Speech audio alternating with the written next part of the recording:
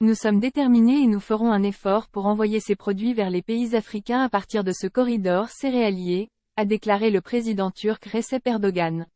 L'espoir qui vient de Russie via la Turquie.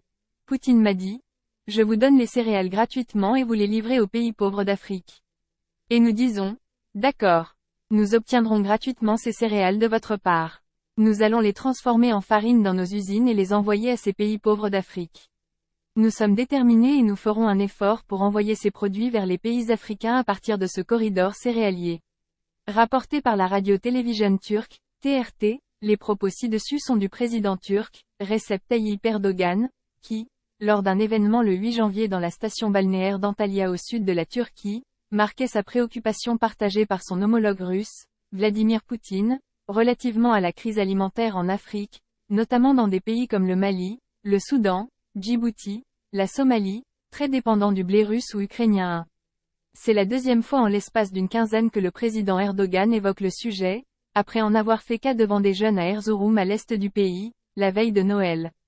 À titre de rappel, la Turquie a signé en juillet 2022 avec la Russie et l'Ukraine ainsi qu'avec l'ONU un accord pour l'expédition des céréales à partir de 3 ports ukrainiens de la mer Noire, afin de permettre le réapprovisionnement des pays privés de céréales ukrainiens. En novembre dernier, l'accord a été prolongé de 120 jours. À cet effet, un centre de coordination conjoint aux pays et organisations signataires avait été installé à Istanbul pour gérer les expéditions au départ de la Turquie vers les pays africains identifiés. Il sera ainsi fait état d'une première expédition de blé en août, puis d'une deuxième en novembre.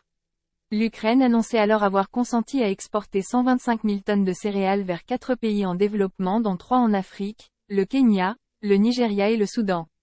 Médiateur ayant l'oreille des leaders russes et ukrainiens dans le cadre des tentatives en vue de ramener la paix entre Moscou et Kiev, Recep Tayyip Erdogan avait saisi l'occasion du sommet du G20 en novembre pour plaider la cause de l'Afrique auprès de Vladimir Poutine, en lui proposant d'envoyer gratuitement des céréales russes vers la Turquie, qui devait à son tour les acheminer vers les pays africains en proie à une situation alimentaire alarmante depuis le début de la guerre en Ukraine.